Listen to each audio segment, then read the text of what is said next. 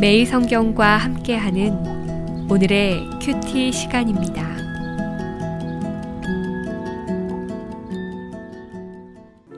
창세기 13장 1절에서 18절입니다. 아브람이 애굽에서 그와 그의 아내와 모든 소유와 롯과 함께 네겝으로 올라가니 아브람에게 가축과 은과 금이 풍부하였더라. 그가 네겝에서부터 길을 떠나 베델에 이르며 베델과 아이 사이 곧 전에 장막 쳤던 곳에 이르니 그가 처음으로 제단을 쌓은 곳이라. 그가 거기서 여호와의 이름을 불렀더라.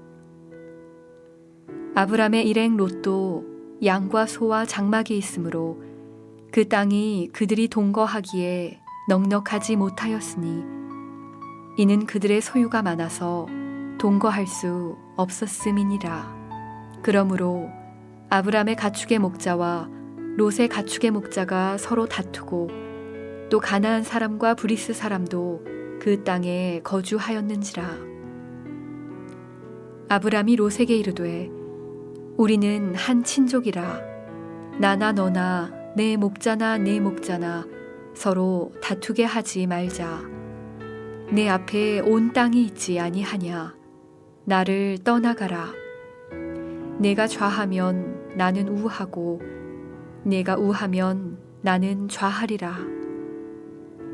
이에 롯이 눈을 들어 요단 지역을 바라본즉 소알까지 온 땅에 물이 넉넉하니 여호와께서 소돔과 고모라를 멸하시기 전이었으므로 여호와의 동산 같고 애굽 땅과 같았더라.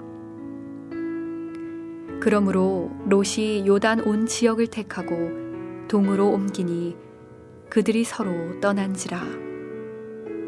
아브람은 가나안 땅에 거주하였고 롯은 그 지역의 도시들에 머무르며 그 장막을 옮겨 소돔까지 이르렀더라.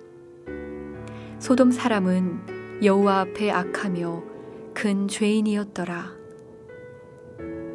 롯이 아브람을 떠난 후에 여호와께서 아브람에게 이르시되 너는 눈을 들어 너 있는 곳에서 북쪽과 남쪽 그리고 동쪽과 서쪽을 바라보라.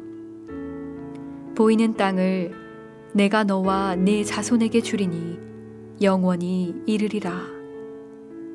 내가 네 자손이 땅의 티끌 같게 하리니 사람이 땅의 티끌을 능히 셀 수 있을진데 내 자손도 세리라. 너는 일어나 그 땅을 종과 횡으로 두루 다녀보라. 내가 그것을 내게 주리라. 이에 아브람이 장막을 옮겨 헤브론에 있는 마므레 상수리 수풀에 이르러 거주하며 거기서 여호와를 위하여 제단을 쌓았더라.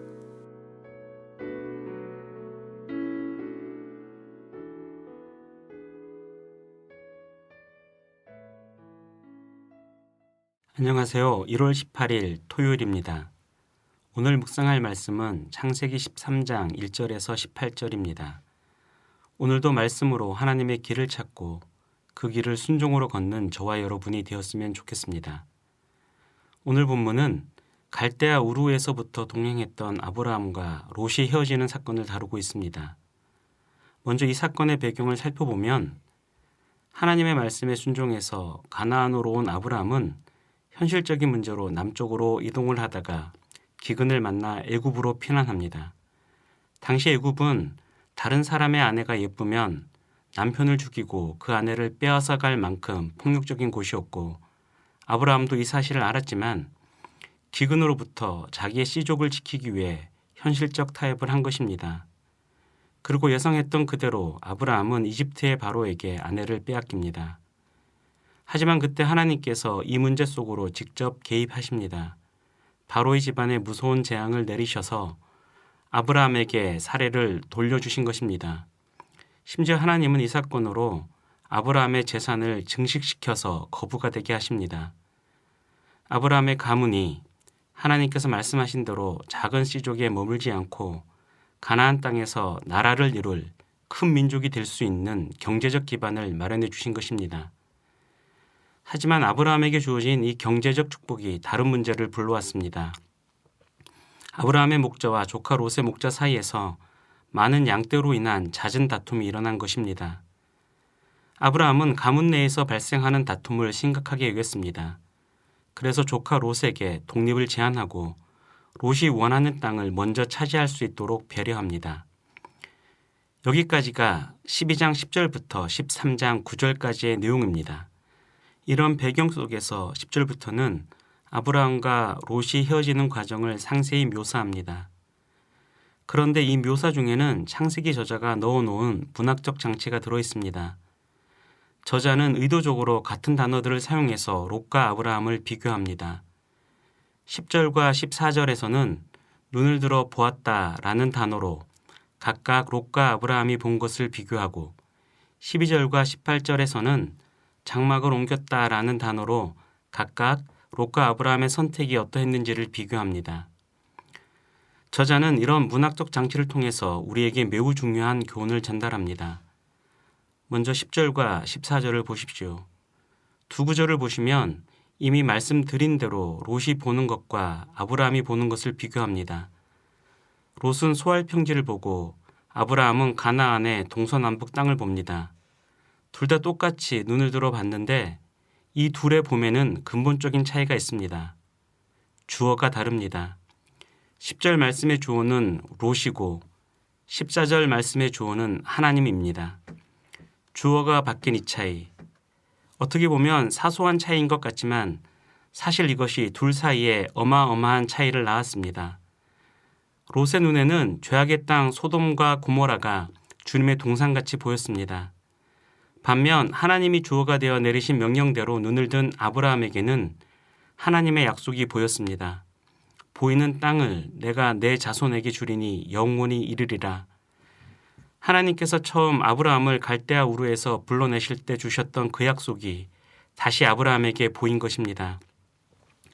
이처럼 자기를 주어 삼은 롯은 세상을, 그것도 왜곡된 눈으로 볼 수밖에 없었지만 하나님을 주어로 삼은 아브라함은 세상보다 큰 하나님의 약속을 볼 수 있었습니다.